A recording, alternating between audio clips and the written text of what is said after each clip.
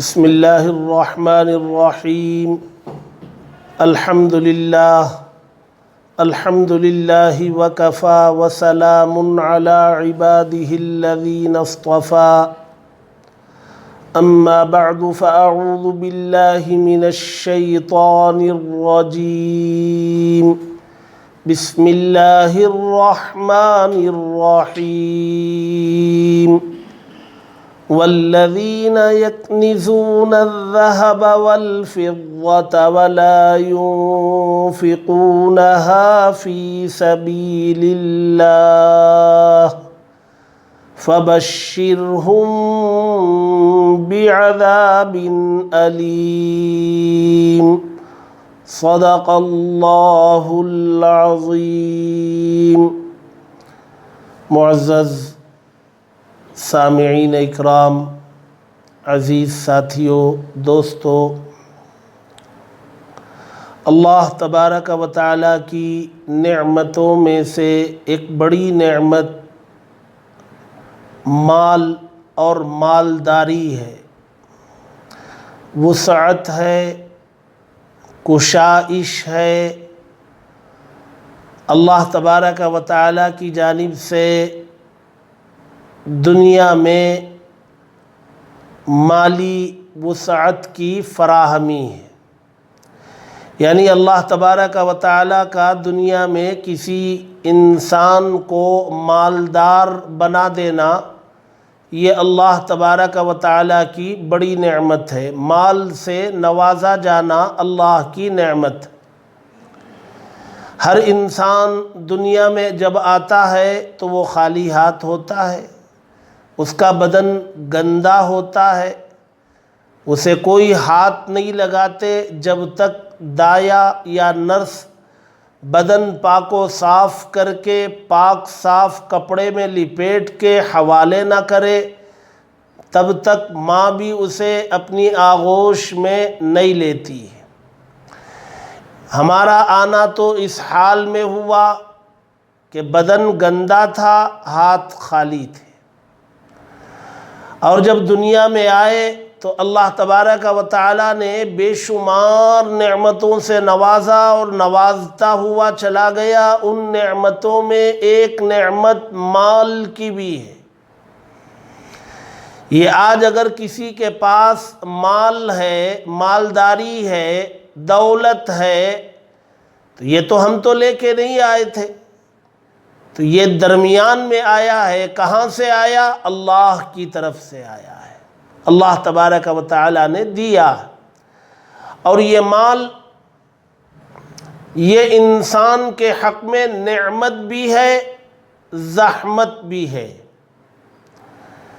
اللہ تبارک و تعالیٰ کی جانب سے یہ مال انعام بھی ہے، آزمائش بھی ہے۔ یہ مال انعام کب بنتا ہے، آزمائش کب بنتا ہے، ہمیں اسے سمجھنے کی ضرورت ہے۔ اللہ تبارک و تعالیٰ نے مال کو قرآن مجید میں خیر بھی کہا، انعام بھی کہا، آزمائش بھی کہا۔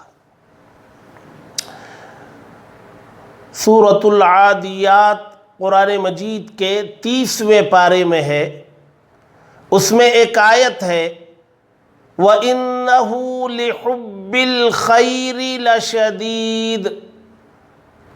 انسان خیر کی محبت میں بڑا شدید ہے۔ یہاں خیر کے معنی مال کے ہیں، یعنی اللہ یہ فرماتے ہیں مال سے محبت انسان کو بہت زیادہ ہوتی ہے، اور مال کو خیر کہا۔ ایک جگہ اللہ تبارک و تعالیٰ فرماتے ہیں کتب علیکم اذا حضر احدکم الموت ان ترک خیرا الوصیہ۔ تمہارے اوپر وصیت کرنا ضروری ہے موت کے وقت جب تم مال چھوڑ کر مر رہے ہو۔ مال کو یہاں اللہ نے خیر کہا۔ معلوم یہ ہوا کہ یہ مال اللہ تبارک و تعالیٰ کی جانب سے انعام ہے، خیر ہے۔ اور کہیں اللہ تبارک و تعالیٰ نے مال کو فرمایا انما اموالکم و اولادکم فتنہ فرمایا کہ بے شک تمہارے لیے اموال اور اولاد فتنہ اور آزمائش ہے۔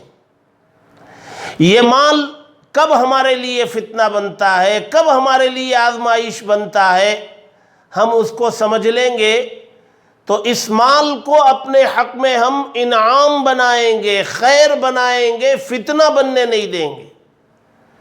اللہ تبارک و تعالی نے اسی لیے اسلام کے 5 ارکان میں ایک رکن زکوٰۃ کو رکھا ہے۔ اسلام کی 5 بنیادیں ہیں۔ بنیاد کہتے ہیں پلر کو، پلر پر عمارت کھڑی ہوتی ہے۔ اسلام کی عمارت 5 پلروں پر ہے۔ اس میں ایک کلمہ طیبہ، اس کے بغیر تو کوئی مومن نہیں، اور دوسرا پلر نماز، تیسرا پلر زکوٰۃ، روزہ، زکوٰۃ، حج، یہ 5 پلر ہیں۔ اس میں 3 پلروں میں سارے مسلمان شامل ہیں، کوئی مسلمان الگ نہیں کیا گیا۔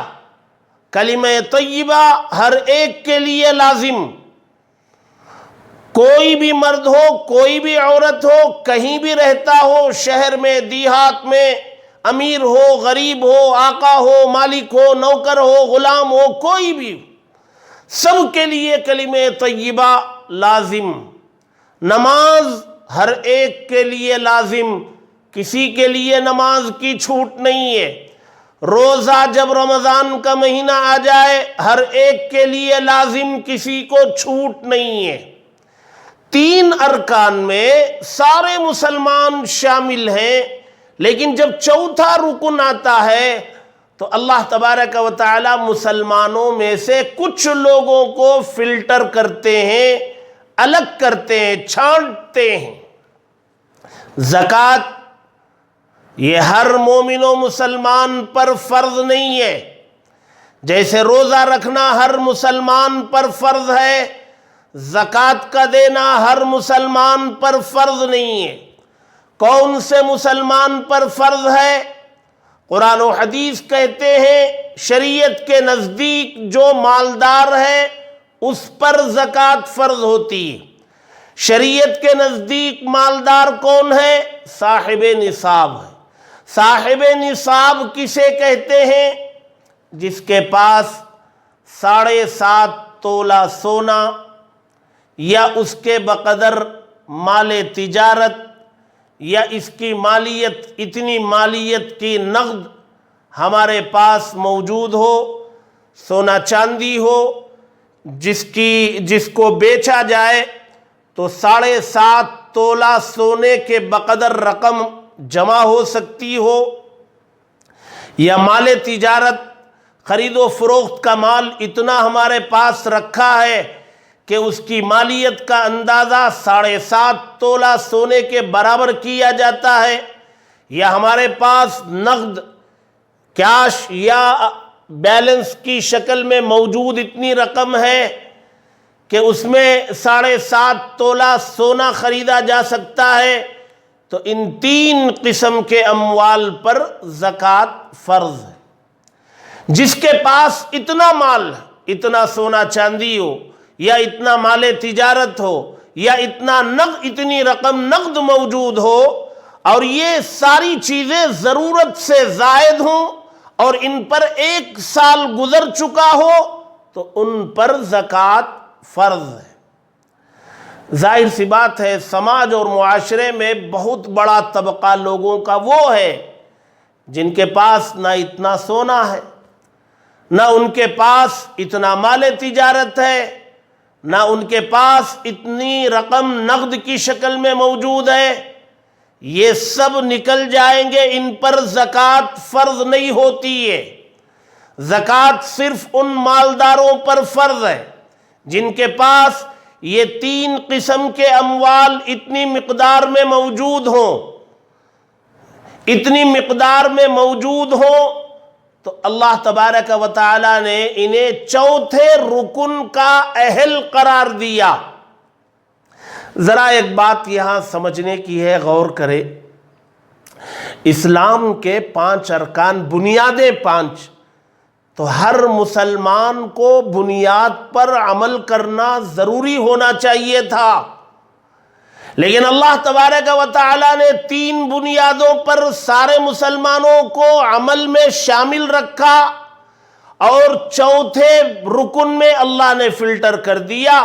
اس پر عمل کا موقع سب کو نہیں ہے، اللہ کے خوش نصیب بندوں کو ہے، جن کے پاس مال ہے، جو مالدار شمار کیے گئے، ان کو اللہ تبارک و تعالی اس پر عمل کرنے کا موقع دے رہے ہیں۔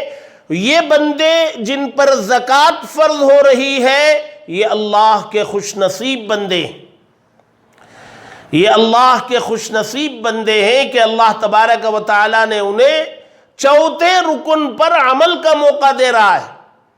کتنے لوگ دنیا میں ہیں جو غربت کی حالت میں زندگی گزارتے ہیں اور اسی حالت میں دنیا سے رخصت ہو جاتے ہیں، زکوٰۃ دینے کے مقام پر کبھی وہ نہیں پہنچتے، لہذا اس رکن پر عمل کا موقع انہیں نہیں ملتا۔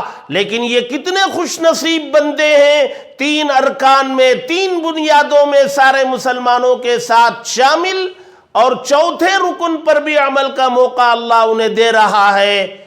تو یہ اللہ کی نعمت ہے، اس پر اللہ کا شکر ادا کرنا چاہیے، اور اللہ تبارک و تعالی اس نعمت کے ملنے پر ان مالداروں پر زکوٰۃ فرض قرار دی، یعنی ان مالداروں پر جن کے پاس اتنی مقدار کی مالیت موجود ہے، سال گزرنے پر 2.5% ان کو اللہ کے راستے میں خرچ کرنا ہوتا ہے۔ یہ زکوٰۃ 2.5% کتنا ہوگا؟ آپ 100 روپے میں دیکھیں گے تو 2.5 روپیہ، آپ 1,00,000 روپے میں دیکھیں گے تو 2,500 روپے۔ 1,00,000 ہمارے پاس ضرورت سے زائد رکھے ہیں اور 1 سال اس پر گزر چکا ہے، تو اللہ تبارک و تعالی فرماتے 2,500 روپے زکوٰۃ نکال کر مستحقین میں خرچ کر دو۔ اور یہ فرض ہے، جس طریقے پر دن میں 5 مرتبہ نماز فرض ہے، جس طریقے پر رمضان کے روزے فرض ہیں، اسی طریقے پر زکوٰۃ کا دینا مالداروں پر فرض ہے۔ اور اللہ تبارک و تعالی فرماتے ہیں کہ اس زکوٰۃ کے دینے پر میں 2 خوشخبریاں دیتا ہوں۔ عام طور سے جب زکوٰۃ دی جاتی ہے تو ہمیں یہ نظر آتا ہے کہ ہمارا پیسہ کم ہو رہا ہے۔ ظاہر سی بات ہے، 1,00,000 میں 2,500 آپ دے دیں گے تو آپ کے بچیں گے کتنے؟ 97,500 روپے بچیں گے، 2,500 تو ختم ہو گئے، بظاہر گھٹتے ہوئے نظر آ رہے ہیں۔ لیکن اللہ تبارک و تعالی قرآن میں فرماتے ہیں یمحق اللہ الربا ویربی الصدقات، کہا اللہ تبارک و تعالی سود کو، بڈی کو، انٹرسٹ کو تو مٹاتے ہیں، وہاں بڑھتا ہوا نظر آتا ہے۔ آدمی صبح میں 90 روپے دیا، ایک ٹھیلے پر کام کرنے والے کو 90 روپے دیا، شام میں 100 روپے اس سے لیتا ہے، تو یہ 90 صبح میں تھے، شام میں 100 ہو گئے۔ اللہ تبارک و تعالیٰ فرما رہے یہ جو تمہیں بڑھتے ہوئے نظر آ رہے ہیں، یہ ان کو میں مٹاتا ہوں، یہ ختم ہوں گے پیسے، یہ رہیں گے نہیں۔ وَيُرْبِ الصَّدَقَاتِ، اور جو صدقات میں دیے جائیں گے، جو زکوٰۃ میں دیے جائیں گے، اللہ تبارک و تعالیٰ فرماتے ہیں کہ میں اس کو بڑھاتا ہوں، یہ بڑھتے ہیں۔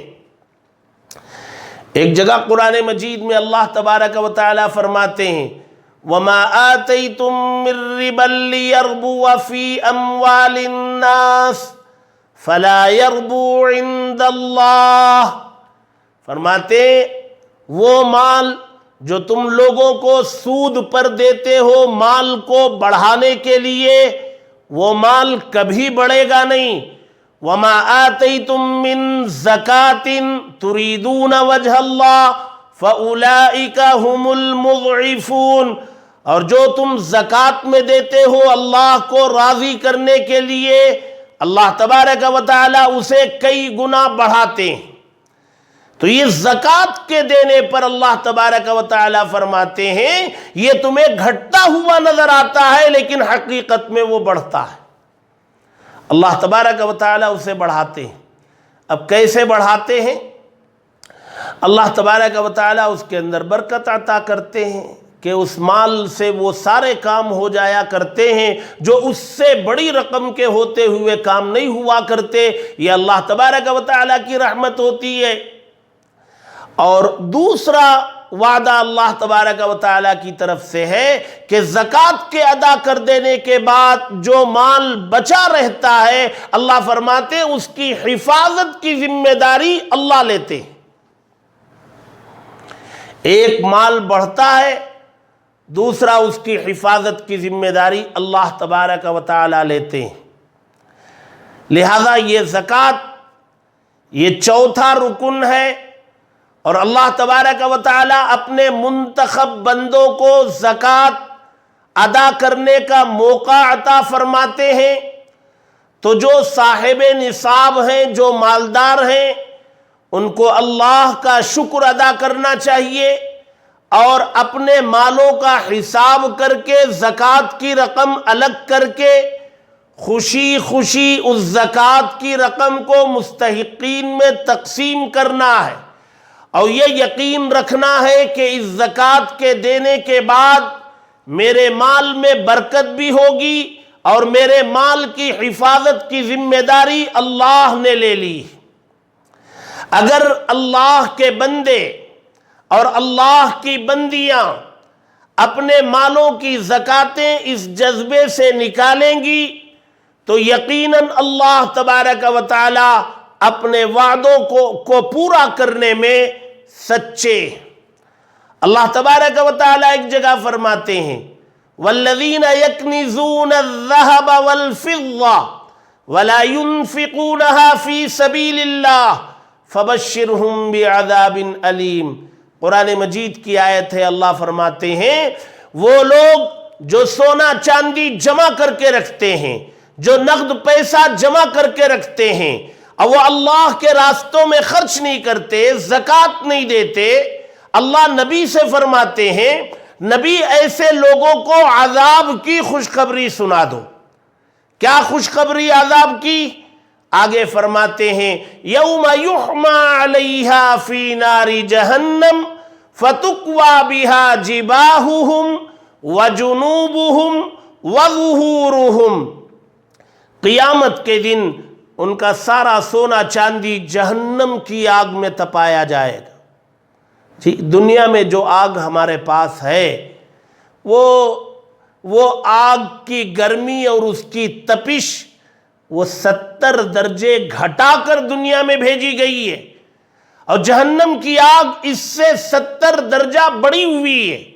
اس آگ میں وہ سونے چاندی کے خزانے تپائے جائیں گے اور پھر اس کو سکوں کی شکل میں لا کر فرماتے ہیں ان کی پیشانیوں پر وہ گرم گرم سونے چاندی کے سکے یہاں داغے جائیں گے پیشانی پر، پہلے پیشانی پر، پھر اس کے بعد بازوؤں پر، پھر اس کے بعد پیٹھ پر۔ ان 3 اعضاء پر وہ سکے جہنم کی آگ میں تپا کر داغے جائیں گے۔ علماء نے لکھا ہے کہ ان 3 اعضاء کا ذکر کیوں کیا گیا قرآن میں؟ علماء نے بیان فرمایا جب کوئی سائل آتا ہے تو خزانے رکھنے والا مالدار اگر بخیل ہے، وہ زکوٰۃ ادا کرنے کا ارادہ نہیں رکھتا ہے، تو مانگنے والے کو دیکھتے ہی سب سے پہلے اس کی پیشانی پر بل آتے ہیں، پیشانی پر اس کے جھلڈیاں پڑتی ہیں، تو سب سے پہلے اس کی پیشانی کو داغا جائے گا۔ دوسرے نمبر پر وہ اپنا رخ بدل لیتا ہے، جب رخ بدلتا ہے تو سائل کی طرف یہ حصہ آتا ہے، تو دوسرے نمبر پر یہ حصہ داغا جائے گا، اور تیسرے نمبر پر وہ اس سائل سے منہ موڑ کر پلٹ کے چلا جاتا ہے تو سائل کی طرف پیٹھ ہو جاتی ہے تو پیٹھ کو داغا جائے گا، اور داغتے ہوئے فرشتے کہیں گے ھذا ما کنزتم لانفسکم، یہ وہ خزانے ہیں جو تم نے دنیا میں اپنے لیے جمع کر رکھے تھے، اور اس میں جو مستحقین کا حق تھا زکوٰۃ کی شکل میں وہ دیا نہیں کرتے تھے، اس کا مزہ چکھو۔ ہماری شریعت کی تعلیم و تربیت تو یہ ہے، یہ تو زکوٰۃ سال میں ایک مرتبہ مالداروں پر فرض ہے، یہ زکوٰۃ یہ تو دینا ہی دینا ہے۔ کوئی زکوٰۃ دے رہا ہے تو کمال نہیں کر رہا ہے بھائی، کوئی دن میں 5 مرتبہ نماز پڑھ رہا ہے، کمال نہیں، وہ تو پڑھنا ہے، فرض ہے۔ کمال کب ہے؟ کمال اشراق کی پڑھ رہا ہے، وہ اس پر فرض نہیں۔ اشراق کی پڑھ رہا ہے، چاشت کی پڑھ رہا ہے، اوابین کی پڑھ رہا ہے، تہجد کی پڑھ رہا ہے، جو اس پر فرض نہیں ہے اس کی پابندی کرتا ہے تو وہ بندہ وہ کمال کر رہا ہے۔ اب وہ بندے اللہ کے اولیاء بنتے ہیں۔ فرض یہ تو سب کے ذمے ہے، زکوٰۃ یہ تو آپ کے اوپر فرض ہے، اس کے بغیر کوئی چارہ نہیں ہے۔ ہماری تعلیم و تربیت، ہماری شریعت کا مزاج، زکوٰۃ تو فرض ہے، نوافل میں آگے بڑھنے کی تعلیم ہے۔ ہمیں سال بھر صدقہ و خیرات کرتے ہوئے اپنی زندگیوں کو گزارنا ہے۔ ہمیں اپنے مال میں سے غیروں کے حقوق نکالنا ہے، یتیموں، بیواؤں، مسکینوں، ضرورت مندوں، حاجت مندوں، فقراء، مسکین، مسافرین، قیدی، ان سب کا خیال کرنے کی ذمہ داری ہماری شریعت نے ہمارے اوپر رکھی۔ زکوٰۃ تو فرض ہے۔ یہ زکوٰۃ کا عنوان اس لیے بیان کیا جا رہا ہے کہ اس کی طرف بھی توجہ ہو، یہ فرض ہے۔ اور اس کے علاوہ سال بھر نفلی صدقات وہ اللہ تبارک و تعالیٰ کو مطلوب ہے ہمارے سے۔ ہر آدمی کے پاس جتنی وسعت ہے، جتنی طاقت ہے، وہ اپنی طاقت کے بقدر اللہ کے راستے میں خرچ کرے۔ اللہ تبارک و تعالیٰ فرماتے ہیں کہ یہ جو کچھ تم اللہ کے راستے میں خرچ کر رہے ہو، اللہ فرماتے ہیں کہ یہ دراصل تم مجھے قرض دے رہے ہو۔ اللہ کی ذات کتنی بڑی ہے، کتنی غنی ہے۔ قرآن میں فرماتے ہیں من ذا الذی یقرض اللہ قرضا حسنا، کون ہے وہ شخص جو اللہ کو قرض حسنا دے؟ اللہ کو ضرورت ہے، سارے خزانے تو اسی کے ہیں، لیکن عنوان اللہ کا یہ ہے، تعبیر اللہ کی یہ ہے کہ بھئی جیسے دنیا میں کسی کو قرض دیا جاتا ہے تو جس کو دیا جا رہا ہے واپس کرنا لازم ہے اس کے لیے۔ اللہ فرماتے ہیں میرے راستے میں جو کچھ تم کر رہے ہو، یہ مجھے قرض دے رہے ہو، واپس کرنا میرے اوپر لازم ہے، اللہ کے اوپر۔ اور اللہ جتنا آپ خرچ کر رہے ہو اتنا ہی نہیں لوٹائیں گے، کئی گنا بڑھ کے لوٹائیں گے۔ یہ اللہ اب جب ہم دنیا میں خالی ہاتھ آئے تھے، ہم کسی چیز کے مستحق نہیں تھے، اللہ نے اتنا نوازا، اور 2.5% اللہ پوچھ رہے ہیں اگر ہم وہ بخوشی اللہ کے راستے میں خرچ کریں گے تو اللہ تبارک و تعالیٰ کتنا نوازیں گے۔ تو ہمیں زکوٰۃ کو بوجھ نہیں سمجھنا چاہیے، ٹیکس نہیں سمجھنا چاہیے، زیادتی نہیں سمجھنا چاہیے۔ اسلام میں اللہ کے نبی کے زمانے کے صحابہ اکرام کے ایسے واقعات موجود ہیں جہاں لوگوں نے زکوٰۃ کو ٹیکس سمجھا اور دینے سے منع کیا، اللہ تبارک و تعالیٰ نے انہیں تباہ و برباد کر دیا، ان کے مالوں کو نیست و نابود کر دیا، اور دینے والوں کو اللہ تبارک و تعالیٰ نے زمین کی پستیوں سے آسمانوں کی بلندیوں پر پہنچا دیا۔ لہذا اسلام کا چوتھا رکن زکوٰۃ ہے، جو شریعت کے نزدیک مالدار شمار کیے گئے ہیں، مرد ہوں چاہے عورتیں، بہت ساری عورتیں بھی مالدار ہیں ان کے زیورات کی وجہ سے، تو وہ سب اپنے قریبی علماء سے مسائل معلوم کر کے اگر ان پر زکوٰۃ فرض ہو رہی ہو، خوشی خوشی، جیسے ہم نماز خوشی خوشی پڑھتے ہیں، جیسے ہم روزہ خوشی خوشی رکھتے ہیں، زکوٰۃ بھی فرض ہے، خوشی خوشی دیا کریں۔ یہ دیں گے تو انشاءاللہ معاشرے کے اندر خیر بھلائی وجود میں آئے گی۔ یہ دیں گے تو اللہ تبارک و تعالی زندگیوں میں برکتیں عطا کریں گے، مالوں میں برکتیں عطا کریں گے، تجارتوں میں برکتیں عطا کریں گے، اولاد نیک اور صالح ہوگی، اولاد فرما بردار ہوگی، گھر میں سکون میسر آئے گا۔ یہ ساری چیزیں کہاں سے آئیں گی؟ یہ بازاروں سے نہیں ملتی، یہ آپ اپنی دولت کی بنیاد پر خرید نہیں سکتے۔ سکون آپ کو ملے گا کہاں سے؟ اللہ کے دربار سے۔ کب ملے گا؟ جب آپ ضرورت مندوں کا خیال کریں گے، جب آپ محتاجوں کا خیال کریں گے، آپ جب دے دیں گے تو پتہ نہیں کون اللہ کا بندہ، کون اللہ کی بندی آپ کے ہاتھ سے پیسہ لے کر پلٹ کے آپ کے حق میں دعا کر دے، اور وہ دعا اللہ کے یہاں قبول ہو جائے تو ہمارا تو بیڑا پار ہو جائے گا۔ اس لیے زکوٰۃ کو بوجھ نہیں سمجھنا چاہیے، اور جو زکوٰۃ کی مقدار بن رہی ہے اس سے زائد اللہ کے راستے میں دینا ہے۔ اور یہ زکوٰۃ فرض ہے عادت ڈالنے کے لیے، اس سے ہماری عادت بنے گی، سال بھر ہم نفل صدقہ کرتے رہیں گے۔ اور عام طور سے مسلمان رمضان میں زکوٰۃ ادا کرتے ہیں، وہ اس لیے کہ یہاں نفل کا ثواب فرض کے برابر اور فرض کے 70 فرائض کے برابر ایک کا 70 ہو جاتا ہے، تو مسلمان عام طور سے زکوٰۃ رمضان میں ادا کرتے ہیں۔ یہ رمضان ہمارے لیے آزمائش کا ہے۔ جن مالداروں پر زکوٰۃ فرض ہے وہ زکوٰۃ مستحقین، اس وقت بہت ضرورت مند لوگ ہیں، مستحقین معلوم کریں اور وہاں زکوٰۃ کی رقم ادا کریں۔ زکوٰۃ کی رقم ادا کرتے ہوئے بول کے دینا ضروری نہیں کہ میں زکوٰۃ دے رہا ہوں، آپ کو بولنے کی ضرورت نہیں، آپ صرف پیسہ دے دیں، دل میں نیت کر لیں آپ اپنی کہ میں یہ زکوٰۃ کی رقم دے رہا ہوں، اتنا کافی ہے۔ جہاں آپ مستحقین کو دیں گے، جہاں پہلے تو خاندان کے ضرورت مند ہیں، پھر علاقے کے ضرورت مند ہیں، پھر مطلق ضرورت مند ہیں، جہاں آپ ان کو دیں گے وہاں آپ مدارس کا بھی خیال رکھیں، جہاں قیام طعام کا نظم ہوتا ہے وہاں مدارس کا بھی خیال رکھیں، ان کو بھی اپنی رقوم سے زکوٰۃ ہو، عطیات ہو، ان کا بھی تعاون کریں۔ اللہ تبارک و تعالی ہمارے رمضان کی ساری عبادتوں کو قبول فرمائے، نمازوں کو، روزوں کو، تلاوت کو، ذکر و اذکار کو، تراویح کو، دعاؤں کو، سب کو اللہ قبول فرمائے، اور جن کے اوپر زکوٰۃ واجب ہے ان کے زکوٰۃ کے دیے جانے کو قبول فرمائے، دنیا و آخرت میں اس کا بہترین بدلہ عطا فرمائے۔ وآخر دعوانا ان الحمد للہ رب العالمین۔